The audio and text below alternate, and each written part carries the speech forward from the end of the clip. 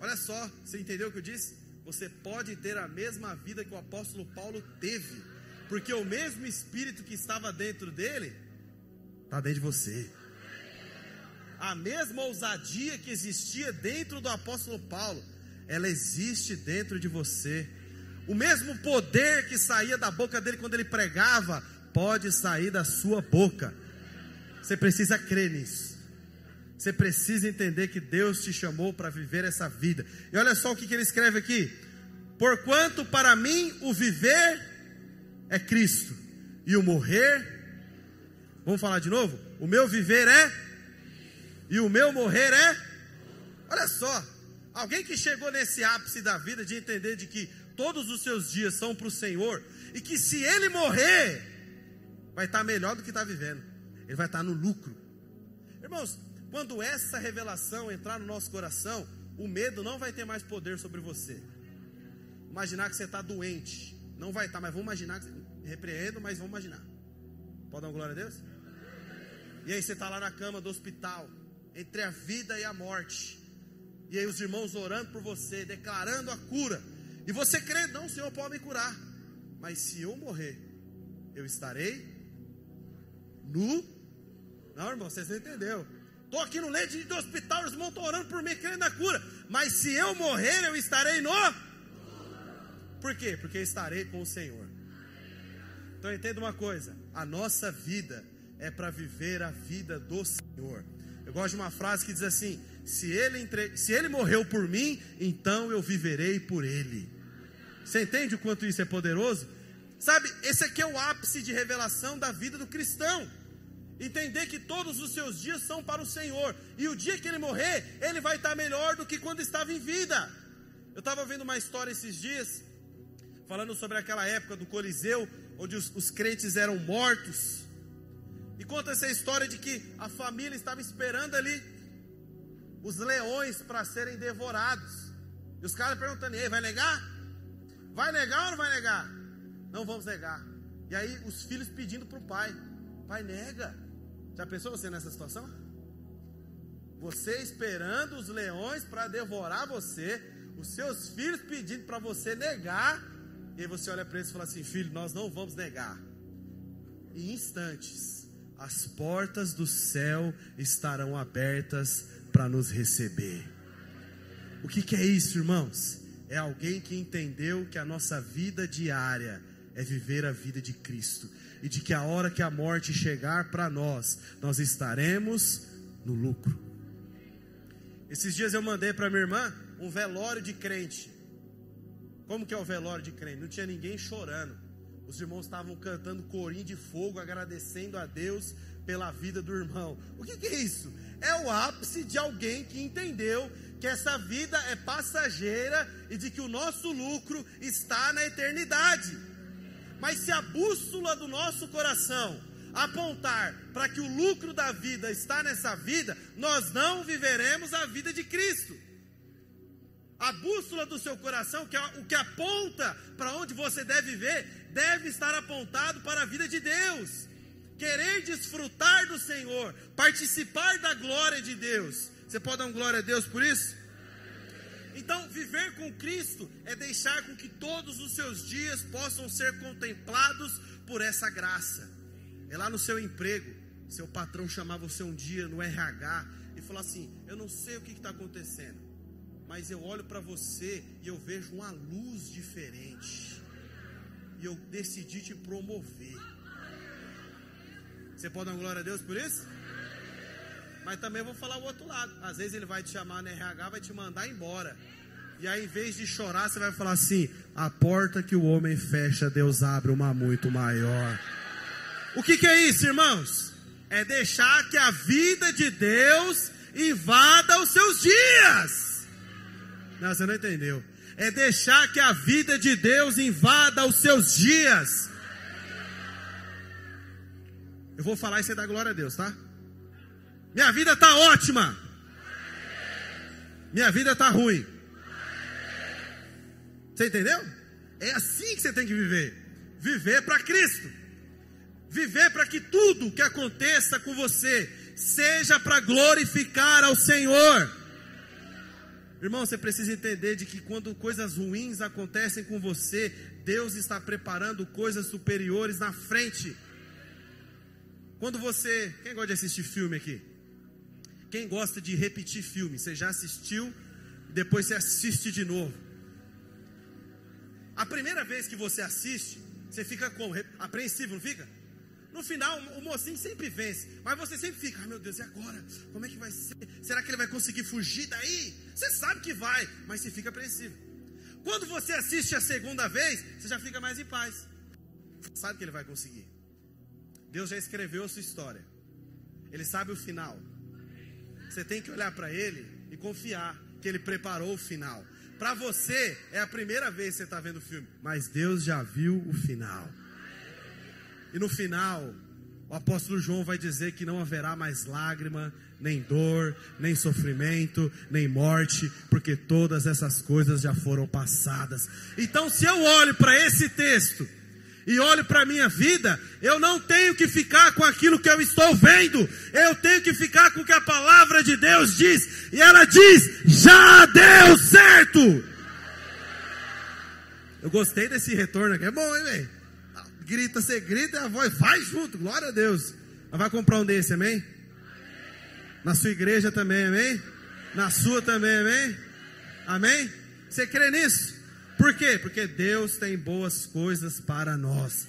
Então fala assim comigo, eu vou viver para Cristo. Aleluia. Você pode aplaudir ao Senhor? Então, a primeira característica de alguém que está imerso na graça é de que ele vive para o Senhor. Então, eu vou falar como o apóstolo Paulo falou para a igreja de Corinto. Cada um avalie, pois, a si mesmo. Avalie a sua vida. Não avalie para condenação, mas avalie para a graça e para a glória de Deus. Como é que você avalia dessa maneira? É quando você percebe, será que eu estou vivendo para o Senhor? Será que os meus dias estão para glorificar a Deus? Será que a minha vida é reflexo daquilo que eu experimentei? E dessa maneira, você então tem um novo posicionamento. E não é um posicionamento fora de quem você é. Porque se você é nova criatura, você vai viver apenas de acordo com a sua natureza. Você não vai ser uma pomba na lama. O que é a pomba na lama? É alguém que foi transformado de porco em pomba, mas vive como porco. Você não é mais porco. Amém? Eu gosto de usar o exemplo. Eu sempre falo no culto lá.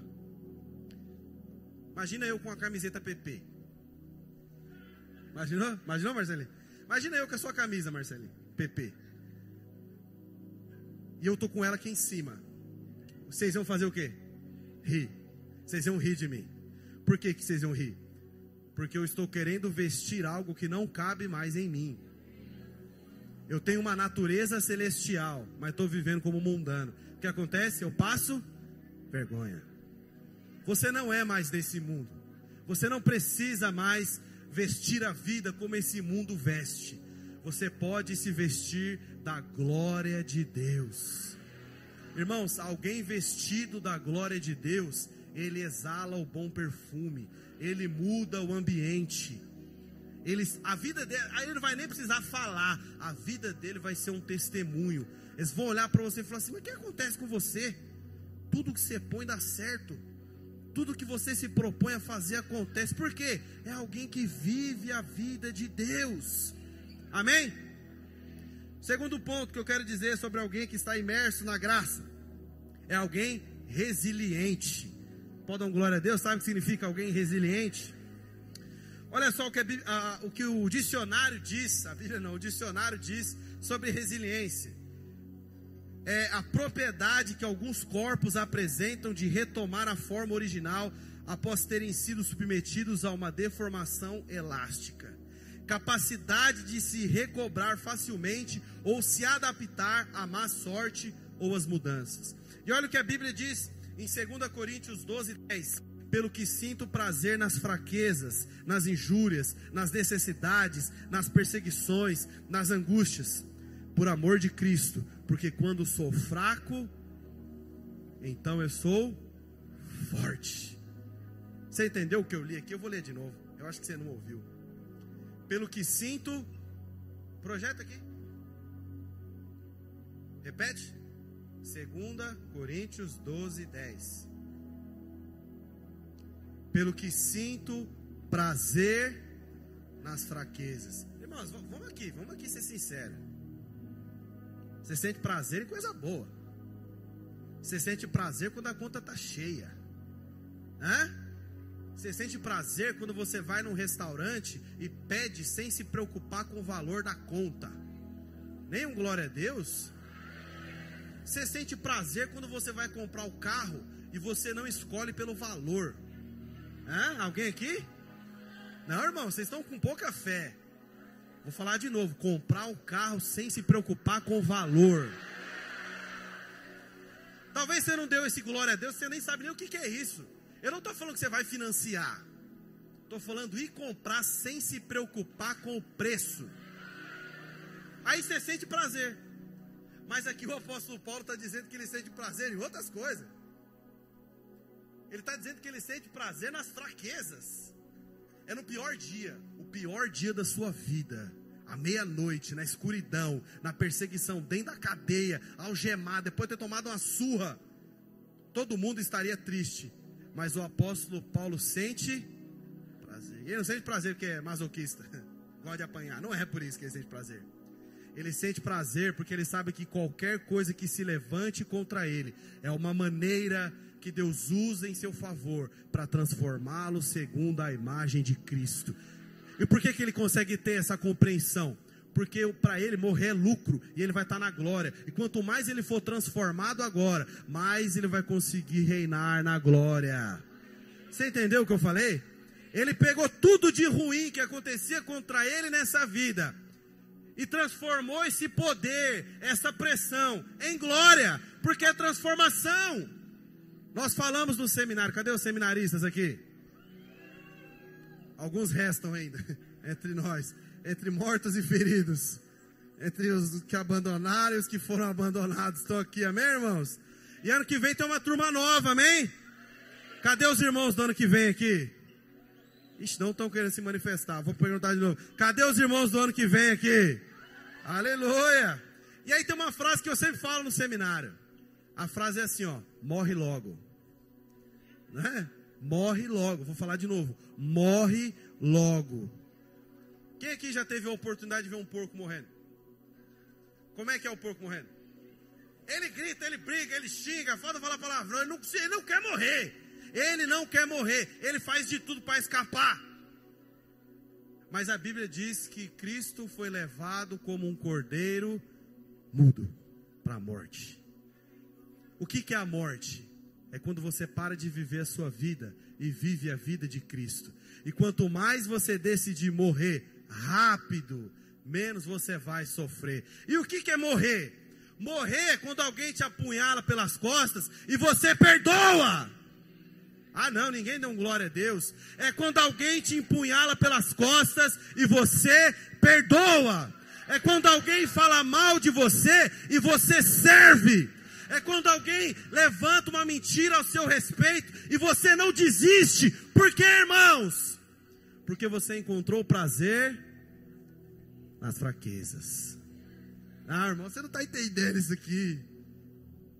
Prazer nas fraquezas, na tribulação, na angústia, na necessidade. Irmãos, vamos aqui, eu quero que você entenda isso. Imagina você na sua casa com seus filhos e não tem janta. E você não tem dinheiro. E em vez de amaldiçoar a sua vida, amaldiçoar a sua conta financeira, o seu trabalho, você encontra prazer. Porque você sabe que de alguma maneira, lá na frente, isso vai servir para abençoar alguém. Isso é encontrar prazer nas dificuldades. E aqui eu não estou dizendo que você tem que procurar as dificuldades. Porque você já está vivendo uns dias aí, vivendo e aprendendo, que as dificuldades chegam para todo mundo. Quem ou não? Cadê? Quem aqui, irmãos? Quem algum dia olhou para a vida e falou assim: ixi, agora deu errado? Alguém? Levanta a mão, quero te conhecer. Ah, pensei que era só comigo. Fala assim: não, e agora? Não, agora vamos fazer o primeiro, confiar em Deus. Irmãos, é descobrir a glória de Deus nas provações. É fazendo com que tudo que vem contra você não te enfraqueça, mas te fortaleça. Isso é resiliência. Isso é olhar para a dificuldade e não ser abatido, mas ser fortalecido. Talvez de manhã, quando você acorda, o diabo fala: agora eu ganhei. Aí você acorda já como? Dando glória. Já acorda, compõe o louvor, fala: hoje o diabo vai ficar com medo. Você engana o diabo. O diabo pensa que agora ele te apunhalou. Aí você entra no carro, primeira coisa que você faz, uma rajada de glória. Aí eu fico imaginando ele no inferno. Não é possível que de novo ele se levantou. Por quê, irmãos? Porque quando ele nos ataca achando que nos venceu, e ele acha que nos feriu, e ele acha que nos roubou, é aí que nós crescemos, é aí que nós amadurecemos.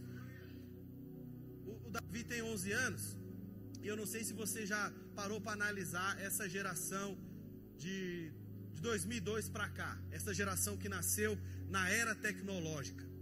Você sabe que eles são viciados na dopamina, eles são viciados na alegria, na satisfação, e isso tem que ser rápido. Quando o YouTube lançou, o nosso prazer era assistir um vídeo de 1 hora, para esperar acontecer algo. Quando você assiste um jogo de futebol, tem 90 minutos, e o jogo pode terminar sem ninguém fazer um gol e ser um jogo ruim, pode ou não pode? Mas você assiste.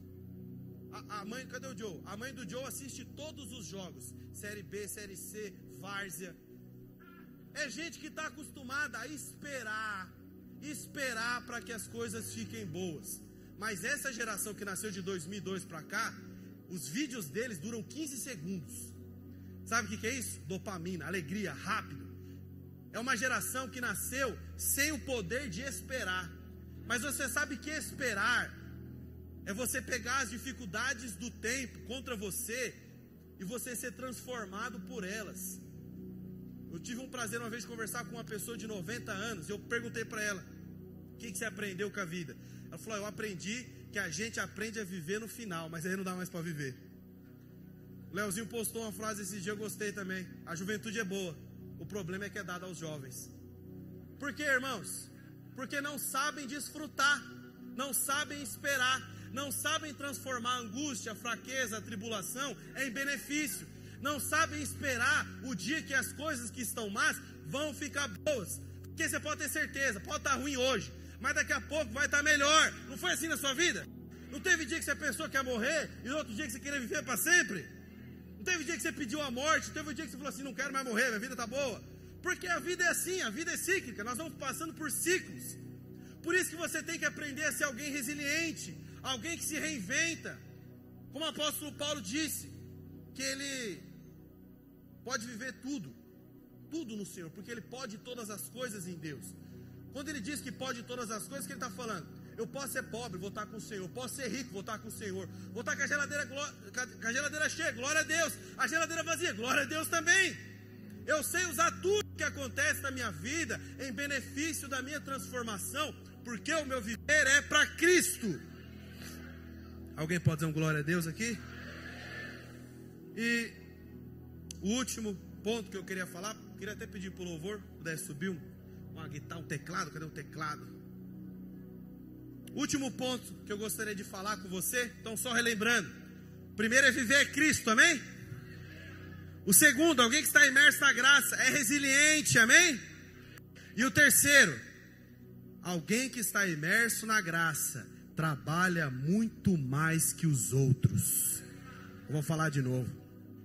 Alguém que está imerso na graça trabalha muito mais que os outros. Muito mais que os outros. Muito mais, irmãos. Muito mais. Direto a gente tem vigília, da meia-noite às 6 da manhã. E Deus faz um negócio com nós assim, ó, que toda vez que tem vigília, o domingo de manhã, domingo Kids é nosso. Cadê as irmãs aí? Cadê as irmãs que ficou virada já pro domingo Kids? Toda vez ela tá ali, entre morte e defesa, as irmãs se arrastando, mas estão lá. E fazem com empenho. Por quê, irmãos? Porque quem está imerso na graça está disposto a trabalhar muito mais que os outros. Quem está imerso na graça está disposto a viver essa vida, a ser resiliente. Quem está imerso na graça está disposto a servir com tudo que tem. E olha só o que o mesmo apóstolo Paulo escreve em 1 Coríntios 15:10. Mas pela graça de Deus. Mas por quem, irmãos? Pela graça de Deus sou o que sou. E a sua graça que me foi concedida não se tornou vã. Sabe o que isso significa? Eu não desperdicei o que recebi. Não escoou pelas minhas mãos a graça que me alcançou. Vamos aqui entre nós. Você sabe aonde você estava no dia que a graça de Deus te achou. Você sabe o fundo da cadeia que você estava enrolado. Você sabe as densas trevas que estavam fechadas antes do sol da justiça se abrir sobre a sua cabeça. Aqui ele está dizendo que ele não tornou vã. Irmãos, a base da nossa vida é que Cristo nos amou. É que Cristo nos achou, nos tirou dos escombros. O mesmo apóstolo Paulo vai dizer em Efésios que nós estávamos mortos em nossos delitos e pecados. Eu sei que nós temos uma interpretação de que é nós que aceitamos ao Senhor, mas morto não consegue pedir nada. Morto não pede socorro. Você está aqui foi porque Cristo foi até o lugar que você estava, o cemitério que você estava enterrado, e soprou vida. E ele está dizendo: não tornei isso vão, não tornei isso insignificantes. Antes eu trabalhei mais do que todos eles. Todavia não eu, mas a graça de Deus comigo. Quem está imerso na graça, irmãos, ele está disposto a ganhar, a perder, a sofrer, a ter alegria, a passar por tribulação, a servir a igreja, a ofertar, a ser generoso. Por quê? Porque ele é grato ao que Deus fez por ele. Eu não estou dizendo aqui que você tem que trabalhar mais que todos os outros para que Cristo te ame mais. Eu estou dizendo que pelo fato dele ter te amado, pelo fato de ele ter te resgatado, então trabalhei mais que todos os outros, servi mais que todos os outros. Irmãos, quando você vai para a palavra de Deus e você vai ver ali Jesus, os discípulos à porta do túmulo, e você vê Maria lá. Os discípulos ficam indo e vindo, mas ela permanece lá à porta do túmulo, porque ela sabia de onde ela tinha sido tirada. Não tinha outra vida. Em certo ponto os discípulos se olham e falam assim: vamos voltar a pescar, vamos fazer outra coisa da nossa vida. Acabou. Esses 3 anos e meio não tem mais o que fazer. Acabou aqui. Vamos viver a nossa vida. Vamos cuidar dos nossos dias. Irmãos, e eu sei que quando talvez você escute isso e pensar: isso é para os jovens. São os jovens que têm que viver para Deus. Não, irmãos. Se lembrem de onde Cristo te tirou. Talvez isso tenha muitos anos. Talvez você já converteu há 20, há 30 anos. Mas você não pode se esquecer da graça que te achou. Talvez hoje você já é crente, roupa de crente, música de crente, família de crente, e nem lembra mais a vida destruída que você tinha. Mas você precisa se lembrar, porque isso vai gerar no seu coração gratidão. A graça, ela não anula o trabalho, ela remove o mérito. Quem está imerso na graça de Deus viverá mais consagrado, viverá de forma santa, vai contribuir muito mais do que os irmãos faziam na época da lei. Porque na lei eles faziam para aprovação, mas na graça nós fazemos porque já fomos aprovados. E o último texto que eu gostaria de ler com você está lá em João 21:15. Aqui o contexto é a ressurreição. Jesus tinha morrido, os discípulos tinham voltado a pescar, e Jesus então aparece por eles na praia. Eu gosto muito desse texto, que os discípulos estão lá pescando e de novo, não pegaram nada. De novo. E aí Jesus aparece e de novo fala, joga do outro lado. E de novo, eles experimentam uma pesca maravilhosa, com grandes peixes. Pode dar uma glória a Deus por isso? Sabe por que Jesus fez isso? Porque ele voltou no mesmo lugar que ele tinha encontrado Pedro. Na mesma situação, para Pedro lembrar que ele continuava amando a Pedro. Depois de ter negado, depois de ter dito que não conhecia, depois de ter dito que mesmo que o jeito de falar parecia, ele nunca tinha visto aquele homem. Jesus voltou no mesmo lugar para reafirmar de novo: eu continuo te amando e não tem a ver com o que você faz.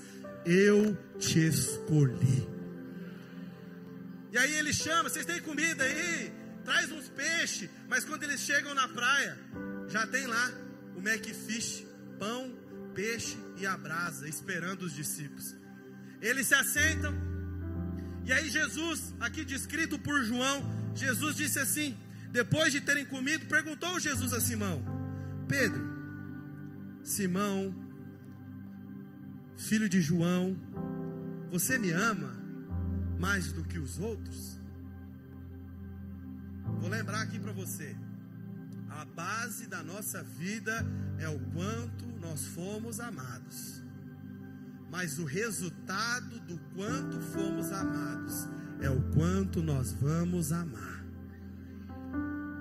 Vou repetir, você não ama a Deus para que Ele retribua o amor. Nós o amamos porque Ele nos amou primeiro. E Ele pergunta, vou aqui contextualizar para você entender. Pedro, você já entendeu, né? Você já percebeu o quanto eu te amo.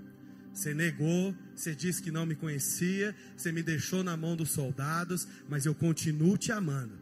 Depois disso, você me ama mais do que os outros? E Pedro responde: sim, Senhor, tu sabes que eu te amo. E aí qual que é a resposta de Jesus? Então vá apacentar as minhas ovelhas. Sabe o que é isso aqui em outras palavras? Você entendeu que eu te amo? Você decidiu me amar? Então agora cuide daquilo que eu amo, das ovelhas. Você entendeu que eu te amo? Então agora retribua esse amor servindo. Retribua esse amor cuidando das ovelhas. Você lembra qual que foi o primeiro chamado? Ele estava lá pescando e Jesus chamou ele para ser o quê? Pescador de homens. Mas existe uma diferença entre pescar e cuidar de ovelhas. Cuidar de ovelhas dá muito mais trabalho. Quem aqui já sofreu cuidando de alguém? Quem aqui já investiu dinheiro, sono, paciência, conversas, argumentos? Quem aqui já fez isso, irmãos? Talvez em alguns momentos isso te roubou algumas coisas. Mas o dia que vocês conseguir enxergar com seus olhos a transformação de alguém, depois do seu serviço à obra de Deus, não existe alegria maior do que você ver alguém sendo transformado. O primeiro chamado foi para pescar peixe, mas o segundo chamado foi para cuidar das ovelhas. E lá em 1 João 4,19, o mesmo João que escreveu aqui o diálogo entre Jesus e Pedro, ele vai dizer: nós amamos porque Ele nos amou primeiro. Eu queria que você ficasse de pé. Eu amo demais o fato de todos os cultos, qualquer reunião que nós fazemos, nós lembramos que você é um filho amado, nós lembramos que Deus te ama. Mas eu quero te dizer, tem um fruto que esse amor tem que gerar, e esse fruto é o serviço, esse fruto é o trabalho, esse fruto é a consagração. Deus está te chamando para um novo tempo. Deus está te chamando para uma nova resposta. Deus está chamando para dias de mais intensidade. Você não pode mais tratar Cristo como um hobby. Você não pode mais tratar a igreja como um lugar que você vai, como um teatro. Você não pode mais achar que você é um crítico do culto. Você veio para avaliar se o louvor é bom, se a palavra foi boa, se o dízimo foi bom. Você não veio aqui para isso. Você não veio para avaliar se o ar-condicionado está legal, se as cadeiras são confortáveis. Não, porque nós não estamos aqui para te entregar algo. Nós estamos aqui para compartilhar, para que você também entregue, para que você seja usado por Deus. Nós não estamos aqui apenas para que os pregadores, para que o louvor te entregue algo, mas nós precisamos funcionar como corpo. O slogan da nossa igreja é que cada crente seja um sacerdote. E o que o sacerdote fazia? Trabalhava, se dispunha. Talvez seu líder de célula está lá orando: Senhor, envia um líder em treinamento. E você está lá. Não é comigo não. Não é comigo. Esse negócio de servir, eu já estou indo, já está bom. Eu estou aqui, eu, como homem de Deus, para te dizer: é você que Ele está chamando. Próxima vez seu líder vai falar na célula: irmãos, a nossa célula está grande, glória a Deus. Precisa multiplicar, glória a Deus. Eu preciso de um líder, glória a Deus. Eu preciso de um anfitrião, alguém que queira receber na sua casa a igreja de Deus. Alguém, irmãos, a próxima temporada, os próximos anos da nossa vida é o trabalho, é o serviço, é a dedicação à obra. Porque nós só podemos amar, servir, porque tudo começou Ele nos amando primeiro. Essa graça, essa imersão na graça é a que toca todas as coisas da nossa vida, todos os nossos dias. E nós não fazemos essas coisas pelo mérito. Nós fazemos essa coisa porque Ele nos amou. Ontem nós cantamos Rude Cruz. Você vai carregar a sua cruz até o dia trocá-la por uma coroa. Outra coisa que você precisa entender sobre o serviço: nós não podemos pagar você por isso. Você entendeu? Final do mês não tem o RH da igreja, não tem o quinto dia útil celestial, porque você não faz para que a igreja lhe pague. Você faz para que Deus pague você. É Deus quem vai te pagar. É Deus quem vai depositar na sua conta celestial o seu serviço. Por isso, a última coisa que eu queria dizer: não faça para os homens. Tudo que você fizer, faça para a glória de Deus. Eu queria que você fechasse seus olhos, coloque a mão no seu coração. Eu gostaria que você deixasse o Espírito